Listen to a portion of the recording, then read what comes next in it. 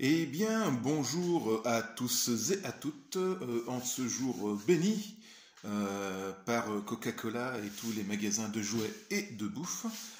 J'espère que vous allez bien et je voulais déjà m'excuser pour les vidéos qui n'ont pas marché jusqu'à présent. J'espère que celle-ci, ça va bien se passer. Je reviendrai sur les sujets que j'ai pas pu donc aborder dans le courant de cette vidéo. Et j'avais envie aujourd'hui de parler, voilà, de commencer par une phrase qu'on m'a dit, on m'avait dit par rapport à des choses qui se passaient. On m'a dit, ben oui, mais ça, Yann, c'est la vie. Hein, quand vous avez des trucs qui vous arrivent, que ce soit des galères, des machins, quoi que ce soit, on dit, bah oui, c'est la vie, ça fait partie des choses normales qui arrivent à tout le monde. Et après un moment de réflexion, parce que je suis un peu loin à la comprenette, hein, vous savez, moi je suis pas quelqu'un de trop intelligent, je me suis mis donc un petit peu à philosopher là-dessus, et je me suis dit, alors effectivement, si on est dans un monde de matérialité, on est dans une matrice ou quoi que ce soit, tout ce qui se passe là, c'est la vie. Mais c'est quoi la vie? Est-ce que ma vie à moi est la même que la vôtre? Est la même que ceux qui vivent dans des châteaux? Est la même que ceux qui vivent dans des bidonvilles? La vie, c'est fait de plein de choses totalement différentes pour chacun d'entre nous. Chacun va avoir sa propre vision de ce qu'est la vie, la vraie vie, ou la vie qui est la plus simple, ou la vie rêvée, ou voilà, c'est quelque chose qui est beaucoup plus large que la simple intrication de ce qu'on vit tous, en se disant, bah, métro, boulot, dodo, les enfants qui crient parce qu'ils sont pas contents des jouets, les gens qui sont heureux de certaines choses, votre vie avec vos propres passions qui ne seront pas les mêmes que les autres, et d'avoir des liens sociaux plus ou moins sympathiques, parce que là vous êtes peut-être en famille avec des cousins que vous n'avez pas franchement envie de parler, le tonton raciste, le grand-père bourré, quand il s'appelle le Gérard Depardieu qui va vous pincer les fesses, etc., etc. C'est beaucoup plus large que ça, et en fait, ce qu'on m'a dit, c'est quelque chose qui est une généralisation. Mais est-ce que ça me correspondait forcément à moi? Comme moi, ce que je vis, est-ce que ça vous correspond à vous? Parce que on m'avait déjà fait une remarque dans une vidéo en me disant, mais comment, bah Yann, comment tu fais pour faire ça, pour ça? Et je comprends tout à fait, et c'est tout à fait légitime. N'essayons pas de nous comparer, de comparer notre vie à celle des autres. On ne peut pas comparer notre vie à celui qui vit dans un château avec un hors-bord et une Ferrari ou quoi que ce soit, même si c'est que certains peuvent espérer ou vouloir. Nous sommes tous différents, et nous sommes ici pour vivre ce que nous avons décidé. Je pense, ce n'est que mon avis, comme d'habitude, hein, recommandation d'usage, hein, tout ce que je dis ne vaut que pour moi, peut-être que ça peut vous parler ou pas, à vous d'en faire ce que vous avez envie d'en faire, hein. Et on est donc sur cette incarnation pour apprendre des choses, et on va les apprendre avec les outils qu'on a ou qu'on va trouver, et de la vie qu'on a entre guillemets engrammée, et qu'on a dit, tiens, je prends mon jeu vidéo, je suis un tel, j'ai ça et ça à ma disposition, et j'en fais quelque chose. Et au fur et à mesure, j'avance. Et j'apprends, bien entendu.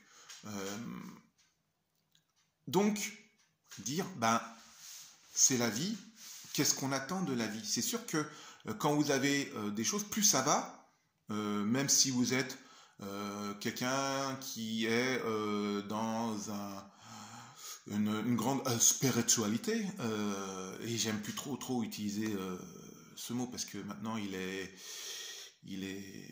un peu galvaudé, on met tout et n'importe quoi dedans, comme ça l'a été il y a plusieurs siècles, mais c'est toujours comme ça, hein.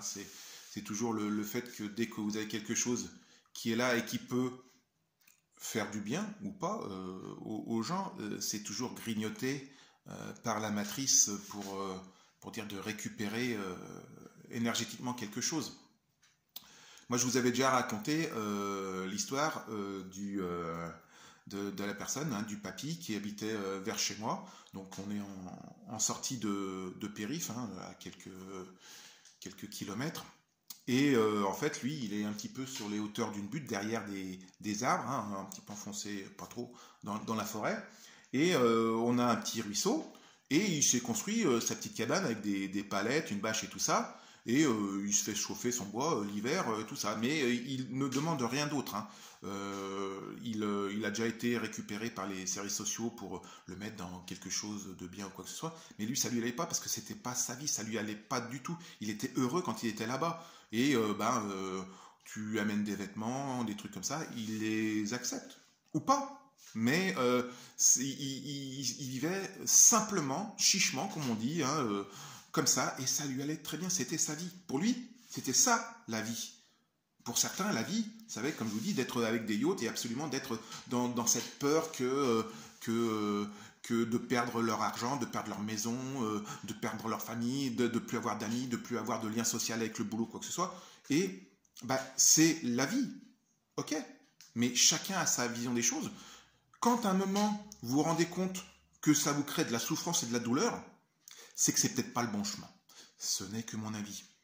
Après, quand vous avez des petits tracas qui viennent, alors que vous dites, bah non, moi ça va, je suis dans mon, comment dirais-je, dans ma cabane, là, dans les bois ou quoi que ce soit, et que, par exemple, reprenons cet exemple-là, il y a les services sociaux qui viennent pour dire, monsieur, on vous emmène de force, hein, dans cet institut où vous allez être soigné, vous allez être logé, nourri, blanchi, gna gna gna gna gna, et que si au fond de vous, vous dites, mais moi ça me va, c'est super, c'est génial, super, c'est peut-être que c'est la vie dont vous souhaitiez et que ça se passe bien.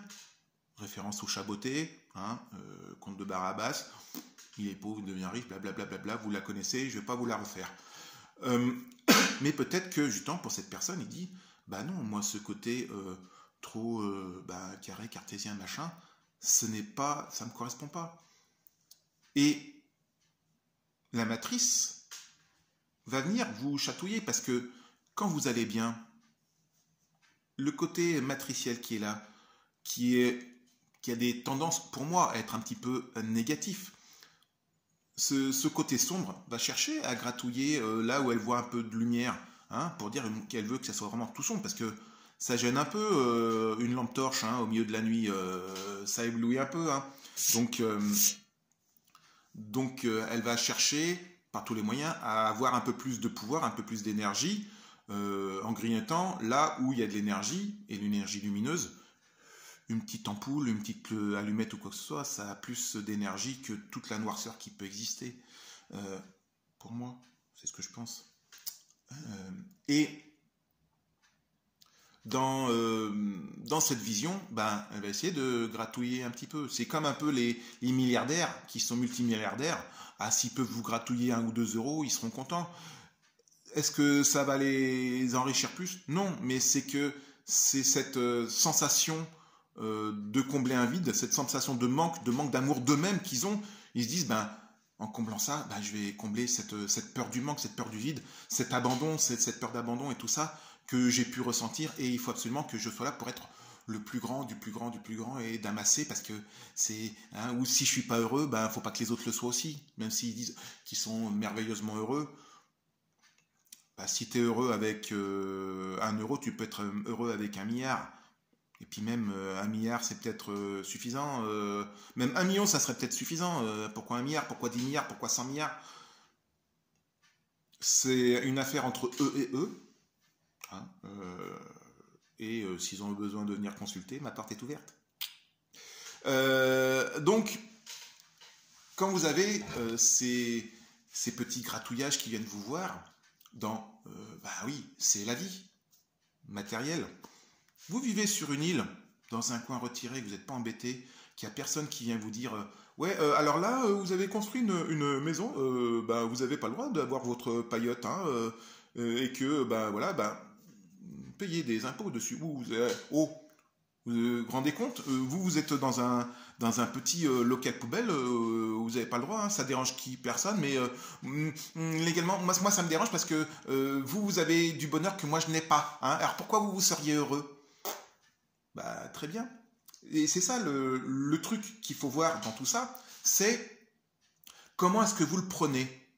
Est-ce que quand vous avez le petit truc où on vous dit, bah tiens, bah monsieur, on va augmenter le prix de votre abonnement pour les transports en commun, ou on va augmenter votre truc pour Internet ou quoi que ce soit. Ah oui, mais on a des frais, hein, vous vous rendez compte, c'est pas évident, hein. Ou alors on va augmenter ça, et vous dites, putain, moi mon salaire il augmente pas, lui il se fait des trucs alors qu'en fait il n'y a rien qui bouge, hein. La ligne téléphonique elle est tirée là depuis plus de 50 ans.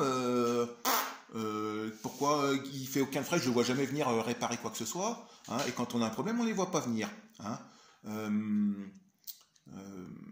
alors pour l'instant, c'est pas ce qui m'arrive, mais ça se trouve en parlant, ça va peut-être me tomber sur le coin de la gueule. Mais le truc, c'est comment vous allez réagir. Donc, est-ce que vous réagissez comme ça en étant énervé, en étant en colère, en étant triste, en disant oh, ça m'arrive encore, qu'est-ce qui se passe, pourquoi moi, il y en a marre.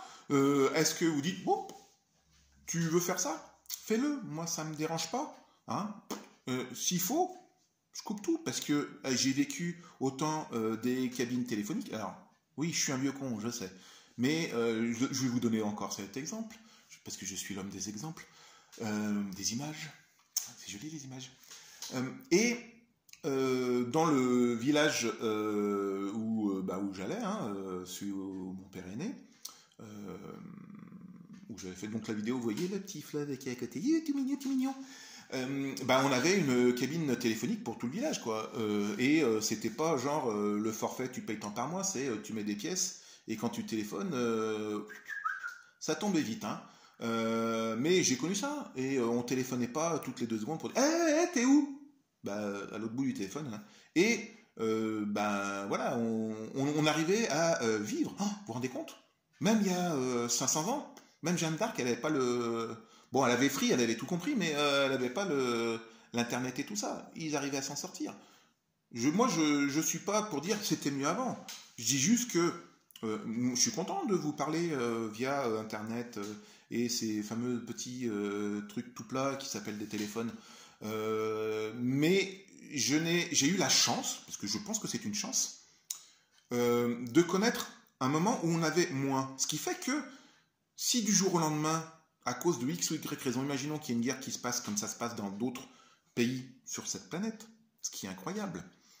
Parce que au moment où je vous parle, il y a à peu près une 50aine de conflits qui existent. On n'en parle que de 2 principaux, mais dans tout un tas d'autres endroits, il y a des conflits qui se passent entre 2 populations différentes qui veulent plus ou moins la même chose, hein, le pouvoir et l'argent, qui sont extrêmement liés.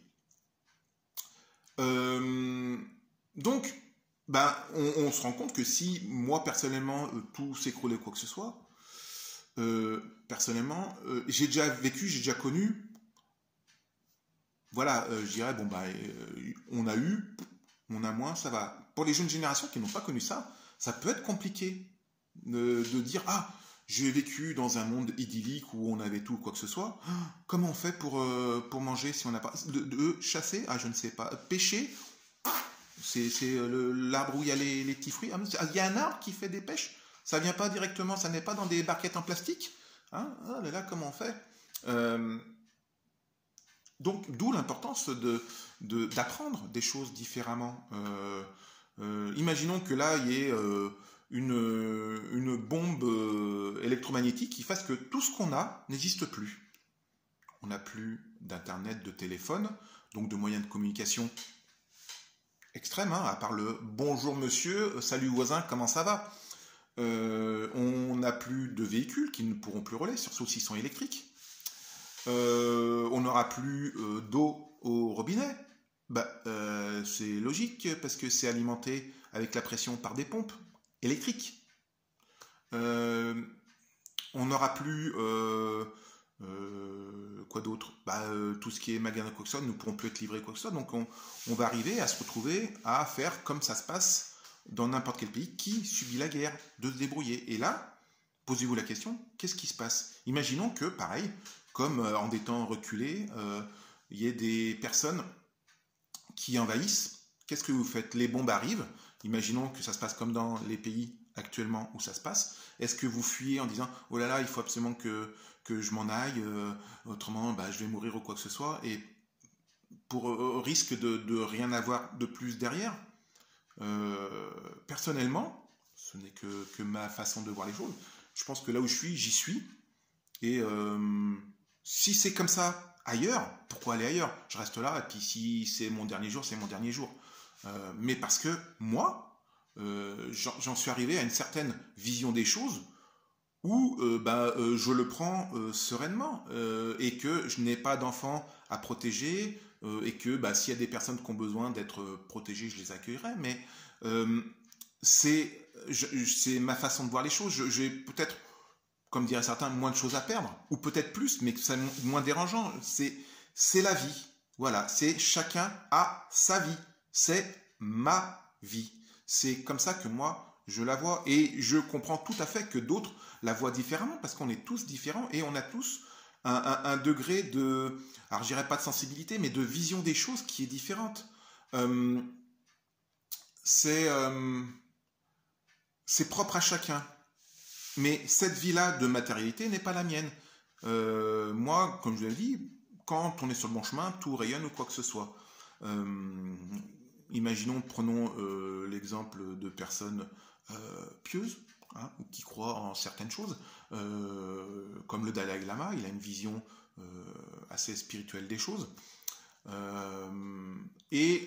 Pour lui, ça se passe bien, mais parce que c'est comme ça que ça se passe. Il y a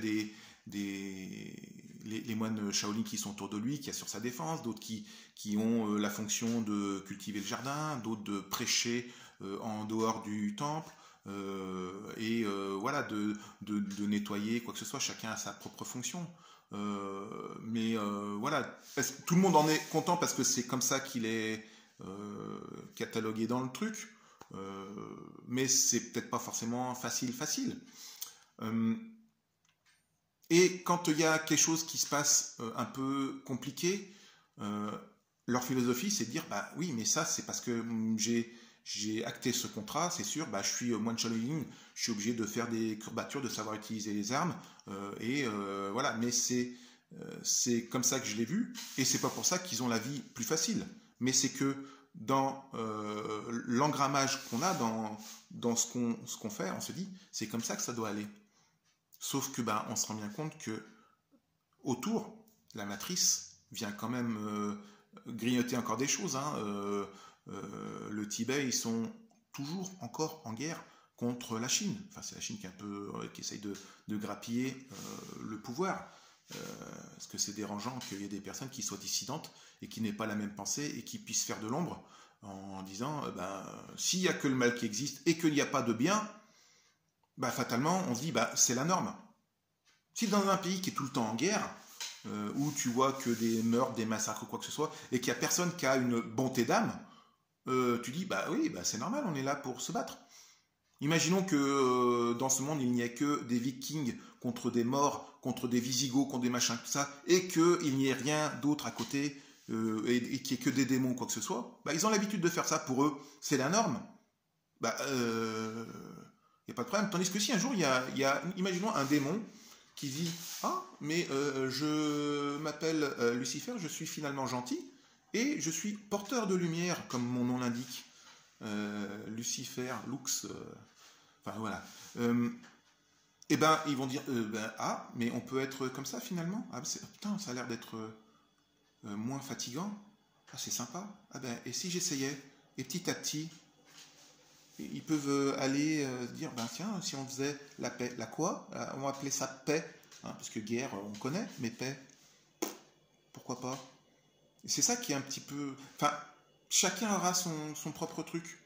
Et si la vie c'était d'être dans son petit jardin d'Éden, qu'on cultive ses carottes, ses petits pois, avec son petit ruisseau qu'on a fait en prenant juste la pluie qui tombe, en la mettant dans son conteneur et qu'on fasse ça de notre côté. Ça peut être ça la vie, ça peut être sympa. Après, c'est comme tout. Imaginons, il y a des gens qui vont être là, qui vont dire, bah tiens, bah moi, je suis tout seul dans mon désert, je fais un petit coin pour pouvoir récupérer l'eau de pluie. À côté, bah, je mets des palmiers pour me faire un peu d'ombre parce que ça tape quand même. Puis je vais cultiver un petit peu mon jardin, mon jardin de Babylone. Hein, et puis voilà, puis je vais avoir des animaux pour récupérer le lait, pour faire ça, puis pour me tenir compagnie. Et là, tranquille la vie. Sauf que peut-être que là, il y a des gens qui vont dire c'est sympa ton truc, allez, on va construire des immeubles, on va faire des hôtels. Hein, bah voilà, hein, un peu comme ce qui se passe imaginons la Corse, hein, au début c'est tranquille, là maintenant très touristique ou quoi que ce soit, qu'est-ce qui se passe, les gens là-bas augmentent les prix parce qu'après tu es obligé de faire du commerce machin parce que tu te rends compte que finalement c'est sympa d'avoir des téléphones ou c'est sympa d'avoir un gros hors-bord plutôt que ta petite barque avec des rames. Tout commence à grappiller, et puis dedans, il y a ceux après qui vont dire, tiens, dans ces hôtels, on peut y mettre des trucs pour faire du trading, hein, et puis après, il y a tout ce qui est comme ça, et où tu leur donnes, et finalement, tu vas te retrouver avec des autoradios, des trucs de drogue, des machins, parce qu'il y en a, c'est dans leur mentalité, c'est dans leur éducation. Les deux sont un peu différents entre la mentalité et l'éducation, même s'il y a un lien quand même qui est assez fin. Et voilà, c'est que chacun y verra ce qu'est sa vie. C'est pas la vie, c'est ce que nous, on met comme limite, comme définition, comme ancrage dans ce qu'on veut. Et on se rend compte que entre ce que vous étiez quand vous étiez tout petit, hein, et que vous jouiez ou à la poupée, au camion, machin, Playmobil ou tout ce que vous voulez, à la marchande et tout ça, et que vous arrivez de plus en plus avec ce qu'on vous apprend à l'école, ce que vous apprennent votre famille, vos amis, votre entourage, ce que vous apprend le monde, rien qu'en le côtoyant ou en le regardant à la télé, ce que vous apprenez dans le monde du travail, etc., etc. Vous voyez que vous n'avez plus du tout la même, même dans votre propre vie, vous n'avez plus du tout la même vision de ce qu'est la vie. Au début, c'est super simple, hein. Tu es sur ton pot, tu fais caca, tes parents ils rigolent, super, il a fait caca, c'est génial mon enfant. Vous dites, c'est ça la vie. Hein. Après, vous dites, avoir des bonnes notes, c'est ça la vie. Hein. Aller en vacances, c'est ça la vie. Hein. Payer des factures, c'est ça la vie. Avoir un patron qui t'engueule, c'est ça la vie. Faire un boulot qui te plaît, c'est ça la vie. Faire de la moto, c'est ça la vie. Hein. Se faire chier dans les transports, c'est ça la vie. Ça va dépendre de chacun et de ce que chacun vit, hein, pour dire, oui, payer des factures, c'est ça la vie. Oui, pour ceux qui ont l'habitude de ça, pour ceux qui sont dans un truc retiré, comme je vous disais, le petit gars qui vivait dans sa petite cabane, si un coup, il y a un mec, un promoteur qui dit, allez, maintenant, payez des factures. Pourquoi? C'est à moi, je suis tranquille ou quoi que ce soit, je demande personne. Oui, mais c'est ça la vie, monsieur. Ah bon, pour lui, c'était pas ça la vie. Et ça se voit malheureusement tous les jours, des personnes qui ne demandaient rien et qui d'un coup se font exproprier parce que c'est ça la vie. Dans une matrice où tout est géré par l'argent, le pouvoir ou quoi que ce soit. Ok, pas de souci.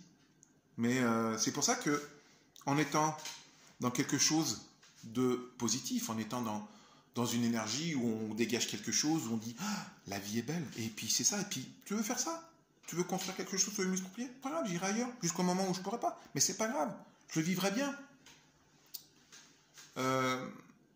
Vous avez tout un tas de personnes, vous avez déjà les personnes qui viennent chez nous, les migrants qui viennent et qui peut-être avaient des maisons magnifiques, mais qui ici se retrouvent à vivre sous des ponts, dans des tentes ou quoi que ce soit, et à vivre comme ils peuvent, c'est pas évident. voilà, ça peut nous arriver à nous aussi. Donc, il faut déjà avoir du courage pour le faire. Ils sont souvent mal accueillis. Et c'est, bah voilà, et si vous, ça vous arrivait demain, est-ce que vous ne voudriez pas que des pays vous accueillent et vous disent, bah écoutez, on va essayer de faire en sorte que, voilà, et on va essayer tous ensemble de faire quelque chose de pas mal. Et c'est justement dans cette façon de comment on accueille ce qui nous arrive, qu'est-ce qu'on en fait, et comment aussi les personnes réagissent par rapport à ça. Moi, je vais prendre l'exemple où, quand mon chien est décédé, bah, j'avais de la nourriture pour chien, des trucs comme ça qui pouvaient être utiles, et je me suis dit, bah, autant en faire profiter des personnes qui sont SDF, mais qui, je sais, qui ont des animaux. Voilà, donc je suis parti dans Lyon, j'ai cherché, bon, j'ai pas eu longtemps à trouver, et j'ai dit, ben voilà, j'ai de la nourriture pour les chiens, donc j'étais allé en moto, donc j'ai tout sorti de mon sac à dos et tout ça, donc des sacs, des machins, tout ça, j'ai dit, ben voilà, c'est pour vous, ça sera toujours bien pour le chien. Je ne demandais pas qu'on me remercie, qu'on me dresse une statue, quoi que ce soit, mais je me suis dit, en tout cas, ce pauvre animal, il demande rien. Si lui, au moins, il peut se nourrir ou quoi que ce soit, c'est déjà ça.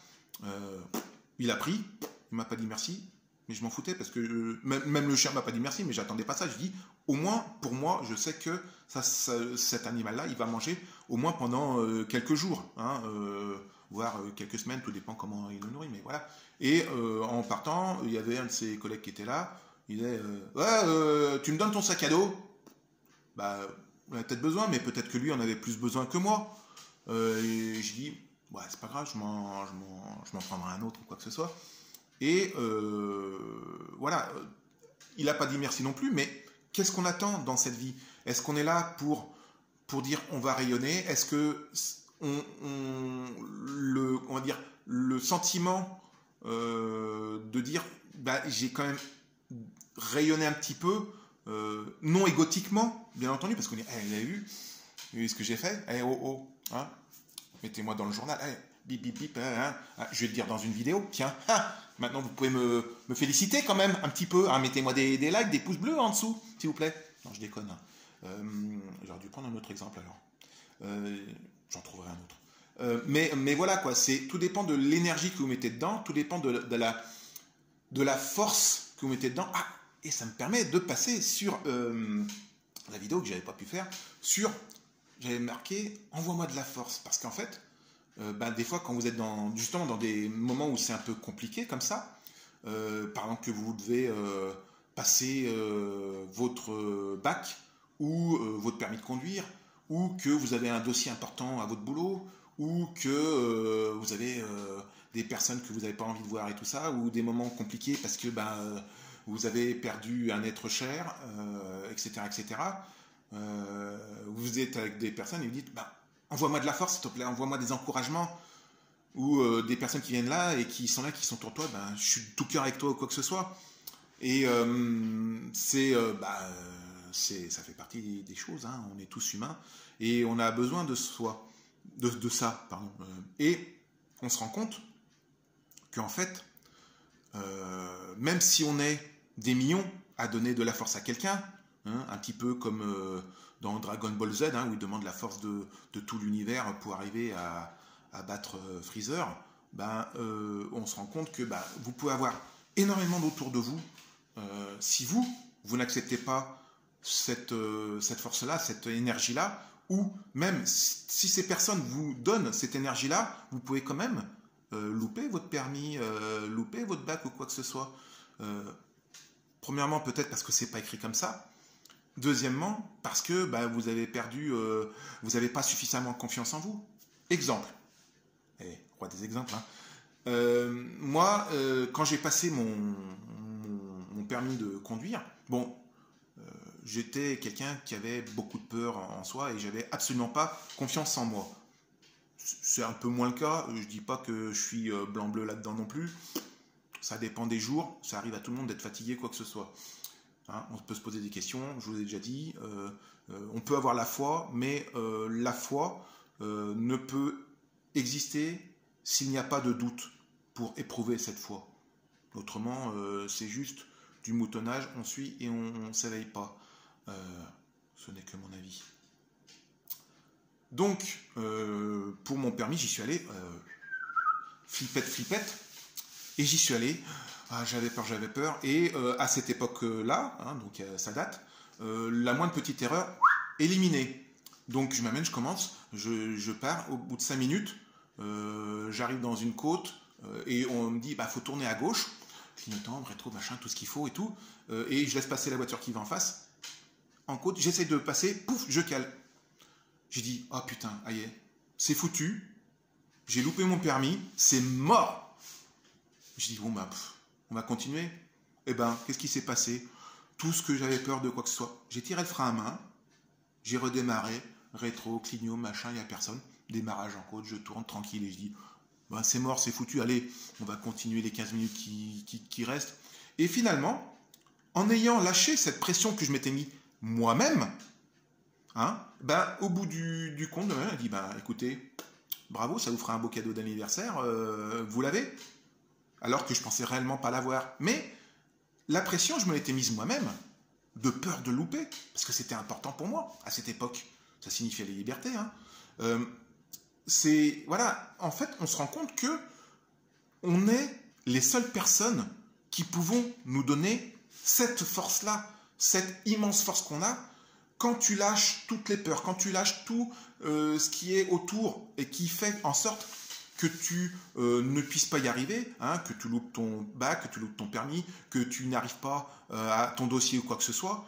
Si ça ne doit pas être là, si ton dossier il est pourri, ou même s'il est le meilleur du monde, si le client il le veut pas, il le veut pas. Si ton patron c'est un con et qui dit bah c'est peut-être qu'il faut, mais moi je veux pas de ça, hein, par jalousie, par ci, par là, parce que il dit ça coûte trop cher ou pas assez ou qu'il faut que. Si ça doit pas se faire, s'il veut pas, t'auras beau faire tout ce que tu veux, ça marchera pas. Et que les autres t'envoient des milliards de forces, si toi tu n'es pas prêt à l'accueillir, ça ne marchera pas non plus. Si ça ne doit pas se faire, ou si toi, tu n'ouvres pas cette porte pour accueillir cette force, ou même si tu dis, allez, envoie-moi de la force, s'il te plaît, j'ai besoin de ça, j'ai besoin de ton amour, j'ai besoin de ça. Mais si, ça va donner quoi? Ça va juste remplir un peu de lumière, mais si t'as pas la machine pour faire fonctionner cette lumière, pour te dire que la petite pile de 1,5 volts que tu mets dedans, si au bout de cette pile, le fil, il a été coupé, t'auras beau mettre toutes les piles que tu veux, hein, ça marchera pas. Donc ça vient vraiment de nous. Ça vient vraiment de ce qu'on en fait, si ça doit être fait, et on peut se l'auto envoyer. Voilà, on est des propres, on est des piles sans fin, quoi. On est vraiment des boules d'énergie. Et ce que ça nous emmène, c'est comme une tondeuse. Hein, vous avez une voiture, vous avez besoin d'une batterie pour démarrer, et le jour où tu n'as pas de batterie, tu ne démarres pas. Hein. Tandis que pour ceux qui ont un jardin et qui ont une tondeuse, tu tires la ficelle, une fois que ça démarre, tu n'as pas une batterie qui fait en sorte que ça continue à tourner quoi que ce soit. Ça tourne parce que le moteur tourne, donc ça s'arrête que quand tu arrêtes le contact, quoi. C'est tout con. Hein, par exemple, une mobilette, quand tu la démarrais à l'époque, bah, tu pédalais, ou alors tu la poussais, et c'était parti. Et ça s'arrêtait que quand tu appuyais sur le bouton qui faisait que ça étouffait le moteur. Voilà. Et ben là, c'est pareil. C'est à toi de voir quelle énergie tu mets dedans, mais qui ne dépend que de toi. Tire ta ficelle. Tire ta ficelle et tu vas voir que cette force-là, tu l'as au fond de toi, en creusant un peu plus. Et oui, c'est peut-être pas facile, hein, parce qu'on a une certaine éducation, on a vécu certaines choses difficiles, on a tout ce qu'il y a autour de nous qui fait que on nous dit tu n'es rien, tu n'es qu'une merde et tu n'y arriveras pas ou quoi que ce soit, parce que c'est plus facile pour certains de se sentir exister, de rabaisser les autres, plutôt que de dire tiens, tu es quelqu'un de bien et puis tu me dépasses, c'est très bien, parce que c'est ça, c'est ce qui doit arriver ou quoi que ce soit.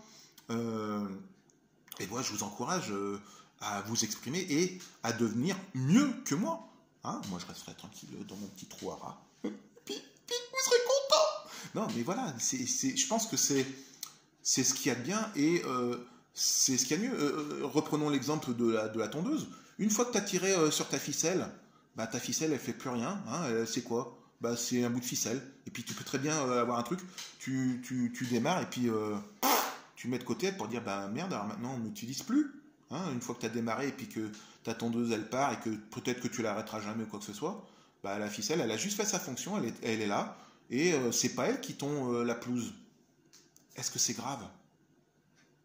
C'est la vie, pour revenir à ce qu'on disait avant. Mais c'est ça. Et bah, c'est très bien, c'est juste. Si on est OK avec ça, let's go. Voilà. Allez, sans transition, passons à autre chose.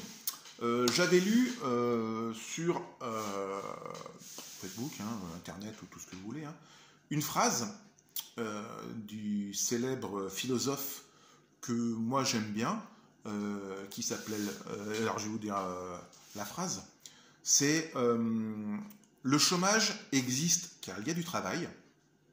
S'il n'y avait pas de travail, enfin s'il n'y avait plus de travail, il n'y aurait plus de chômage. Le problème, c'est donc le travail. Ce célèbre philosophe, que beaucoup d'entre vous connaissent, c'est Jean-Claude Van Damme. Et ouais, hein, c'est con, hein, bah, on a les philosophes qu'on mérite. Hein. Mais en fait, quand on regarde bien, ce qu'il dit, c'est pas dénué de sens. Hein. Si je vous avais dit, c'est Hegel, Spinoza ou Schopenhauer qui a dit ça, vous dire, oh, ouais, ce qu'il dit, bah, oh, il l'a dit en regardant le ciel, il dit, finalement, le chômage existe parce qu'il y a du travail. C'est profond. Mais ce qu'il dit, c'est intelligible. Mais on va dire que parce qu'une personne le dit et qu'elle a une certaine aura, ça va mieux marcher que s'il y en a d'autres qui le disent. Moi, je sais que... je vais un peu parce qu'il y a le soleil. La lumière rentre chez moi. C'est comme des vidéos que vous avez. Il y a des millions de vues, quoi que ce soit. Certains disent des choses. Bah, très bien, bravo. Moi, je dis des trucs. Ça intéresse ou pas. Mais tout dépend ce qu'on en fait derrière. Si on a réussi à en comprendre le sens. Cette phrase-là qu'il a dit, bah oui, s'il y a du chômage, c'est bien parce que au départ, il y a eu le travail.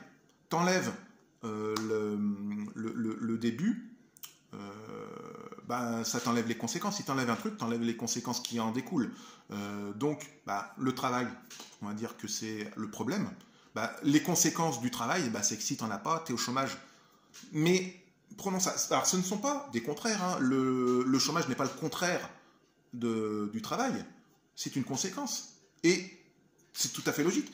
Mais autre chose à la place, on va dire l'argent, qu'est-ce qui en découle? Bah, c'est la misère. Bah, tu remplaces, tu dis la misère existe parce qu'il y a de l'argent. S'il n'y a plus d'argent, il n'y a plus de misère. Le problème, c'est donc l'argent. Et cette phrase est tout à fait cohérente aussi. Et tu peux dire que c'est Jean-Claude Van Damme qui l'a dit. Ou Concon Yann qui est en train de vous parler. Et ça pourrait être une lapalissade. Mais c'est quelque chose qui est bah, tout à fait logique. Et je vous invite à l'utiliser avec tout un tas de choses qui sont autour de vous. Et vous verrez qu'en fait, que quand vous avez un problème, regardez la source, regardez, vous vous rendez compte que ce n'est qu'une conséquence et que le vrai problème va d'au-dessus. Imaginons, vous avez, quand je vous parlais tout à l'heure, l'augmentation du ticket de métro ou de votre facture d'internet ou quoi que ce soit. Ah, c'est un problème. Est-ce que c'est réellement le problème, hein, l'augmentation de tout ça? Non, le problème, c'est que vous utilisez le métro ou même l'essence, voilà, c'est que vous utilisez le moyen de transport. Enlève le moyen de transport, tu verras que tu n'auras plus, le problème sera résolu direct. Il y a toujours quelque chose qui est au-dessus, qui crée ce fameux problème. Et vous dites, Mais je peux pas, imaginons que j'aille pas travailler ou quoi que ce soit, je vais plus avoir de sous ou quoi que ce soit, je vais plus pouvoir aller payer mon essence, machin, tout ça. Dis-toi bien que, par rapport au travail, reprenons l'exemple, quand on a été enfermé pendant 2 mois, pendant le Covid, ça leur allait, hein, parce qu'ils s'arrangeaient pour certaines choses. Mais si tu te dis, et je vais prendre la phrase que disait Coluche, tu te rends compte qu'il suffirait que les gens n'en achètent plus pour que ça ne se vende plus. Et c'est exactement ça. Il suffirait que tout le monde se dise, on arrête d'aller bosser, vous nous pétez les couilles. Franchement, on dit, on n'a pas la possibilité de changer les choses. Si, il suffit que tu dises, non. Plutôt que de dire, on va dans on n'est pas content, et vous nous fassiez prendre des coups de flashball dans la tronche ou quoi que ce soit, il suffit que tu dises, je ne suis pas d'accord. Je l'exprime, je le dis gentiment, mais en attendant, je vais aller cueillir des fleurs et les sentir. Alors, je ne vais pas les cueillir parce que je vais faire mon remède. Je vais aller dans un champ, je regarde les fleurs, oh c'est beau, je les sens, c'est génial. Oh, regarde, il y a des écureuils dans les arbres. Oh, la vie c'est différent. Ou même, rester juste comme ça, tranquille chez toi. Mais on a perdu cette notion de s'ennuyer. L'ennui, ne rien faire, c'est bien aussi, parce que ça nous oblige à utiliser notre cerveau, à sortir de ce moutonnage où on dit non, il faut faire, tu te rends compte, non, j'ai peur, hein, si je fais pas ça, je fais comme ça, et puis je reste enfermé chez moi parce qu'on sait pas ce que c'est, et puis j'ai peur, hein, on sait jamais, qu'est-ce qui pourrait m'arriver, oh là là là là là, hein, mais parce qu'on vous a donné des choses et vous avez peur de les perdre. Nous avons peur de les perdre. Du moment où tu te dis, je l'ai, ok, j'ai bossé dur pour l'avoir, ok, et on me l'enlève, c'est plus ou moins ce qu'on fait tous les jours. Tu bosses dur pour avoir de l'argent et tous les jours, on t'enlève de façon différente. Pour un loyer, pour de la bouffe, pour acheter des vêtements, pour tout ci ou tout ça. Ok. Et c'est compliqué, comme je dis, si vous avez connu le luxe, etc. etc. Mais pour quelqu'un qui habite, par exemple, dans un pays d'Afrique où il n'y a pas grand-chose, il arrive en France, pour lui, c'est Monaco, quoi. C'est le luxe, c'est Dubaï, c'est tout ce que tu veux. Mais si à un moment on lui dit, écoute, tu vas vivre dans un petit cahute de 5 mètres carrés, pour vous qui avez eu l'habitude d'avoir votre endroit où vous aviez peut-être, je sais pas, 30 mètres carrés, 50 mètres carrés, 60 mètres carrés, voire plus, ça peut être compliqué. Pour lui, il dit, c'est bien, c'est cool. Tout dépend du point de vue qu'on a eu avant et de ce qu'on a. Et ça dépend de ce qu'on nous apprend. Ça me fait penser à une chanson là, qui passe actuellement, de Petit Génie, et à un moment, dans la chanson, ils disent la phrase c'est pas avec argent qu'on achète vêtements. C'est vrai, c'est pas avec l'argent qu'on achète des vêtements. Il y a des nuances, c'est qu'à un moment, par exemple, tes enfants, tu leur achètes bien des vêtements, ils n'ont pas d'argent, mais ils te donnent de l'amour, ou tu as de l'amour pour eux, donc tu le fais. Et puis, vraiment, réellement, je vais reprendre l'exemple, toujours des exemples, Yann, mais de l'esprit de communauté qu'il y avait dans les pays, peuplades, genre les Indiens d'Amérique, ou même les Indiens ou quoi que ce soit. Enfin voilà, c'est une question où il y avait le grand Manitou, il y avait le chef, il y avait ceux qui construisaient les huttes, ceux qui faisaient la nourriture, ceux qui allaient chasser, le médecin, le machin, et ils étaient tous en communauté. Celui qui était grand Manitou, qui était le grand sage, qui faisait homme médecin ou quoi que ce soit, qui faisait les danses de la pluie ou quoi que ce soit, il disait pas, tiens, je veux bien te guérir, mais en échange, tu me donnes $10. Non, parce que c'était compris dans le truc. Peut-être qu'il ne travaillait pas tous les jours à guérir les gens, mais quand il était là, il avait sa fonction. Et c'est pareil pour tout le monde. Les chasseurs n'allaient pas chasser tous les jours. Hein, peut-être une fois par semaine ou quoi que ce soit. Mais c'était un échange. et ils achetaient ça avec l'amour, vu que c'était un esprit communautaire, même un esprit de camaraderie avec vos amis, c'est un lien d'amour.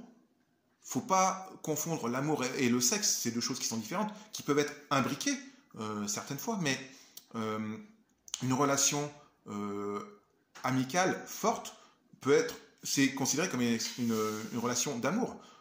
Il y a ceux qui disent je suis ami parce que ça m'apporte quelque chose, et le jour où le gars j'aurai plus besoin de ses services, ça sera plus mon ami. Pour moi, ça s'appelle pas de l'amitié, c'est une relation de contact qui existe et qui est très bien aussi, ou pas, je ne sais pas, c'est chacun sa propre vision des trucs. Mais la relation amicale, c'est que même si vous êtes éloigné, les liens resteront, et que quand la personne aura besoin de vous, elle sait que vous serez là, et vous ne demanderez rien en échange, parce que c'est ainsi. Donc voilà. Je suis en train de me poser la question si je continue sur sur d'autres idées, parce que j'avais envie de vous parler un petit peu alors pas de religion, mais lumière, du péché originel, mais pas d'un point de vue religieux, pas forcément spirituel, quoique, mais du côté de ce que ça... quelle est la relation par rapport à ça. Mais je pense que j'en ferai dans une autre vidéo. Je pense que là, on a déjà bien tourné sur le truc. La lumière m'appelle. Allez en paix, mes amis. Je vous souhaite une bonne fin d'année, sachant que vivement l'année prochaine, c'est ce qu'on se dit, mais il n'y a rien qui change au 31. Et que, effectivement, je trouve que cette année est passée assez rapidement, qu'elle est très énergivore en énergie.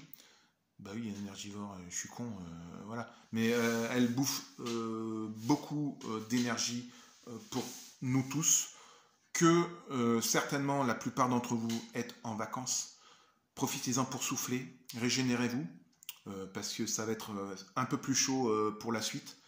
Mais que on peut tous évoluer et donc changer les choses, mais à chaque instant. On ne va pas attendre que quand le moment est là, il est là, et je fais des choses qui sont intelligentes dans ce que je dis, dis donc. Oui, quand le moment sera là, que ça sera le bon moment, ça se fera, et oui, on peut évoluer, on peut changer du jour au lendemain, même à la seconde. Il suffit de se dire, maintenant c'est comme ça, j'en ai plein le cul, stop. Et maintenant, je décide et on va là où moi j'ai envie. Et si ça ne me plaît pas, il y aura des personnes qui seront là pour dire on n'est pas d'accord, on a la pancarte, on n'est pas content, ah là là là. Et ceux qui seront là en disant ok, stop.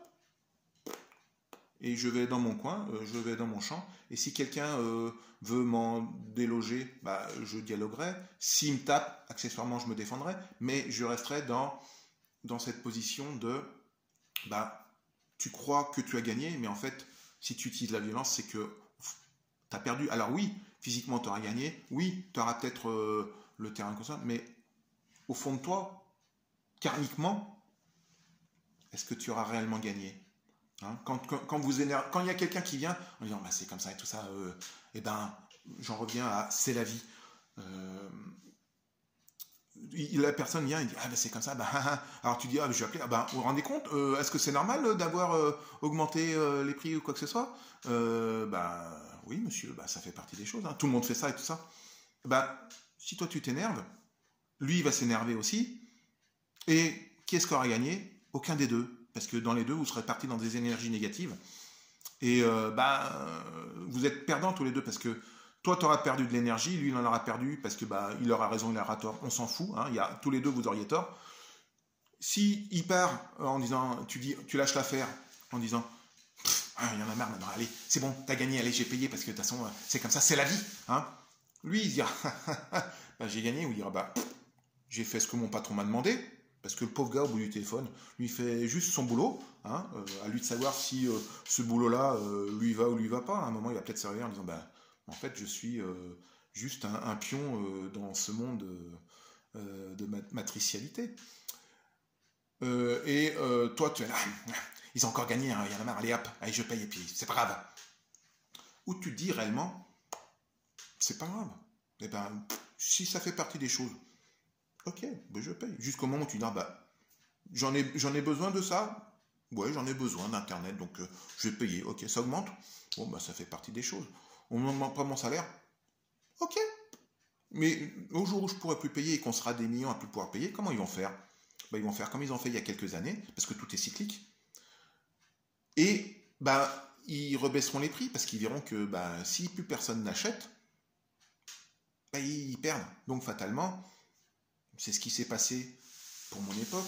À mon époque, c'était tout assez cher, il n'y avait pas grand-chose.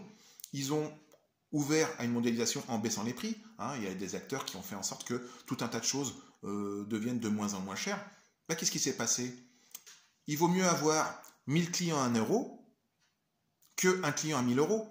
Un client à 1000 euros, le jour où il se barre, bah, tu as perdu 1000 euros. Tandis que si c'est 1 euro, tu perds un client, il te reste encore 999 autres euros.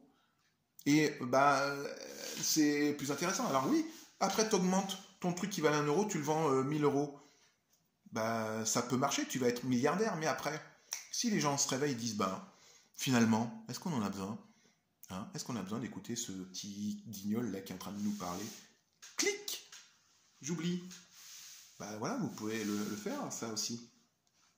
C'est bah, c'est simple, en fait. C'est simple. Si vous vous rendez compte que, bah, en fait, tout ce qui est autour de nous n'est qu'illusion, bah, c'est simple. Et prenez cette énergie en disant, bah, ouais, en fait, les signes qu'on m'envoie, bah, c'est peut-être ça, en fait. C'est peut-être se dire, ce qui m'arrive, c'est un signe pour dire que, bah, faut que je m'éloigne de ça. C'est simple. Ou pas. C'est simple pour certains, pas pour d'autres, comme je vous l'ai dit. Moi, ce que je vis là, je me questionne tous les jours. Bah oui, heureusement, je ne suis pas Dieu, je ne suis pas un saint, je suis un être humain. Je vis dans ce monde qui est là. Ah, je peux m'en éloigner. Mais quand je suis obligé d'y être dedans, est-ce que ça me va? Bah, si les choses me vont, bah, je les continue. Le jour où bah, ça ne me va plus, bah, si je peux pas m'en éloigner, bah, je prends. Et de toute façon, tout est juste parce que ça m'aura servi de leçon et ça m'aura permis d'évoluer, de cocher une case dans tout ce que j'ai à faire dans cette vie. Parce que, bah voilà, pour avoir ton bac, le moins de petits points est intéressant. Hein. Quel que soit le coefficient 5, coefficient, même l'option, quand vous prenez des options, bah vous dites, bah j'ai un peu plus que 10, si j'ai 11, ça me fait toujours un point de gratter. Et des fois, à un point, t'as pas ton bac. Prenons, youpi tralala. Bon, bah écoutez les enfants, et les parents, et les chats qui sautent sur les sapins de Noël, passez de bonnes fêtes. Keep the force, ça veut dire garder la force. Hein, je suis bilingue. Et puis, ben, écoutez, ben, je vous souhaite d'avancer au mieux dans ce monde plein de beauté et plein de choses un peu moins drôles. Mais c'est nous qui faisons que quelque chose est drôle. Non? Allez, tchuss!